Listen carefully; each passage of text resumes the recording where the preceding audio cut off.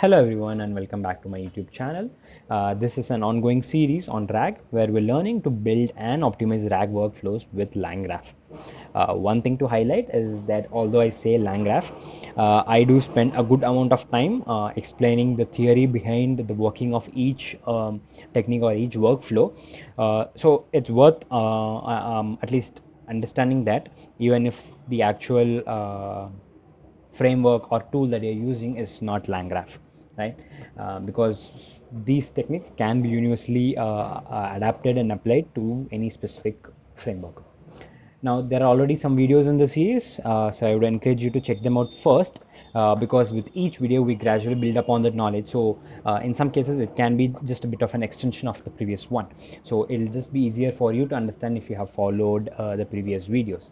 Now this video is yet another technique within context enrichment. Just as a quick recap, we are trying to optimize the various components of a RAG. We looked previously at optimizing the query. Then we looked at some context enrichment.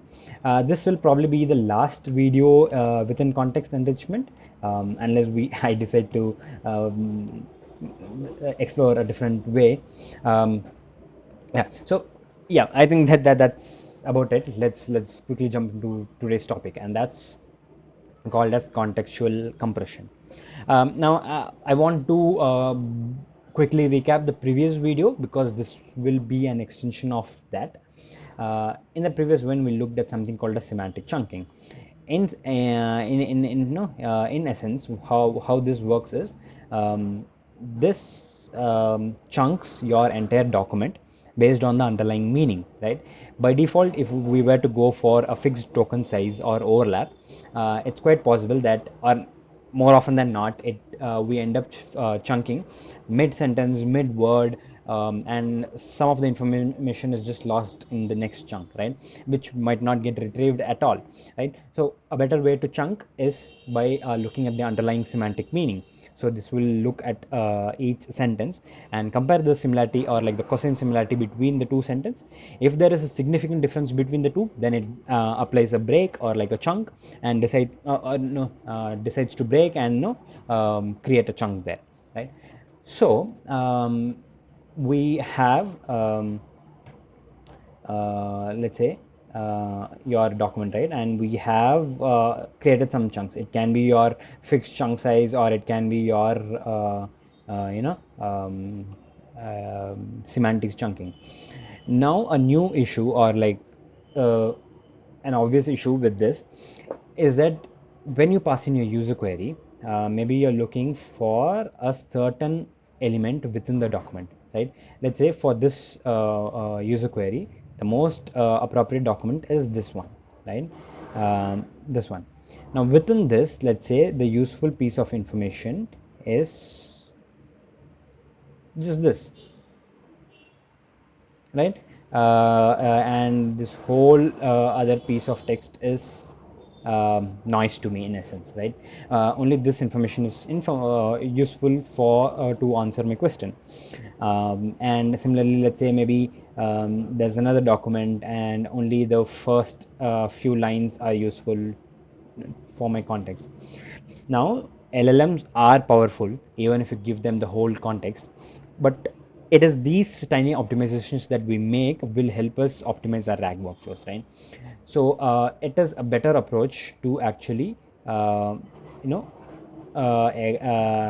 extract only the relevant piece of information and then combine them to pass as your relevant context at the time of retrieval, right? And this is called as contextual compression. So you have your whole context and you're compressing this to form the most relevant piece of information that can be passed as your context. So this is in theory how contextual compression works. Well, I want to add some more thing. How this works is, first you have your retriever, right? You have your retriever. Well, in essence, you can put all of this within your retrieve node. But I'm just saying, in theory, how it works is you have your retriever. It retrieves top k documents. Let's say in our case, 4 documents, right? So we have four relevant documents that this retriever retrieves, and this is of course based on the user query, right? So based on the user query, the retriever retrieves four documents, and then you have your compressor, right? You have your compressor, and this is based on an LLM. Like you can define a smaller LLM here.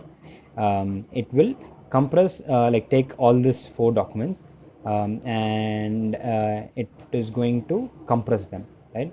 So you will have a smaller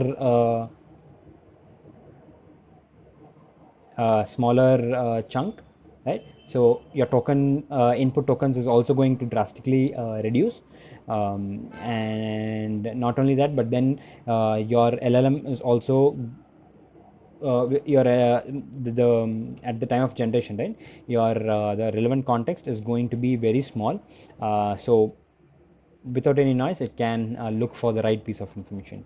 Now all of them is then grouped to form your actual context.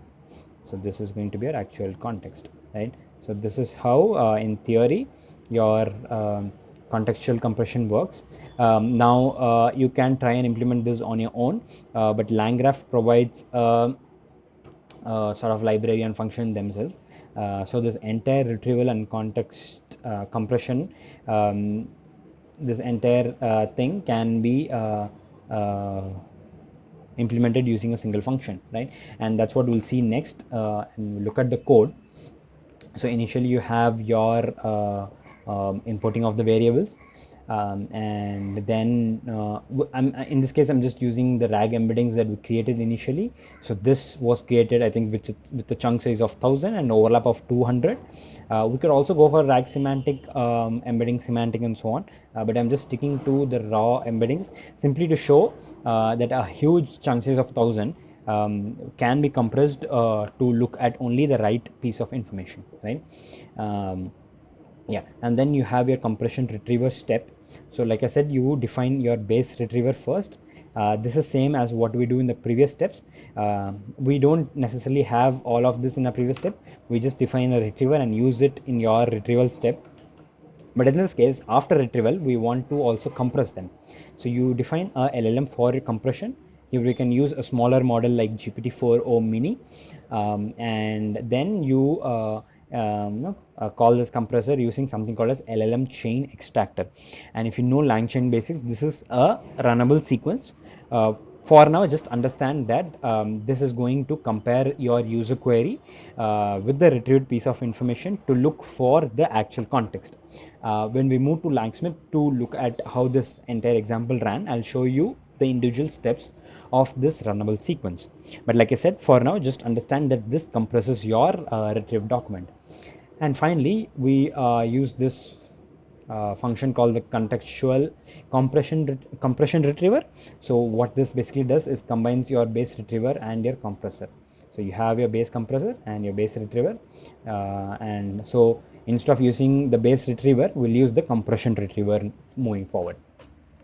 The remaining steps remain the same as we have followed in the previous videos: defining the LLM, defining the states, the prompt, the nodes. The nodes are literally the same.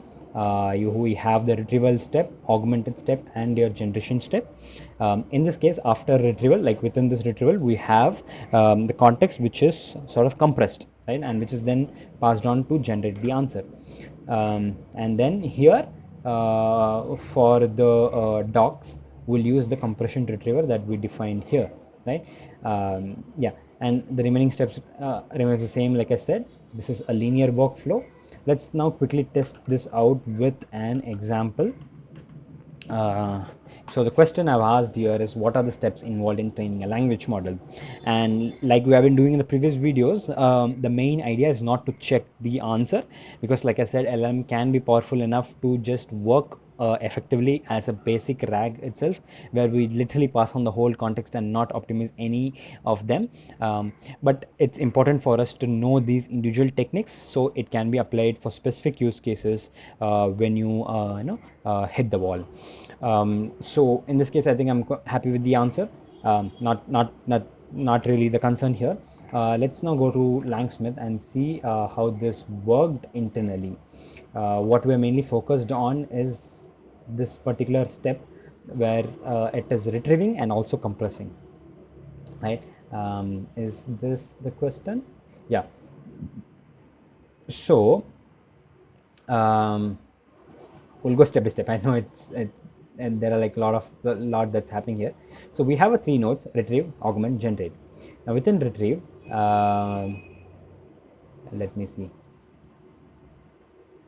Let me collapse all this. Yeah. So within retrieval, retrieve, what's happening is we are calling this compression retriever. Now, what this compression retriever does is first it retrieves your documents, right? You have a base retriever which retrieves your documents. So that's what is happening inside vector store retriever. So if you look here, we have our four top documents that's retrieved, and if we individually go into each of them, you can see these sentences are huge.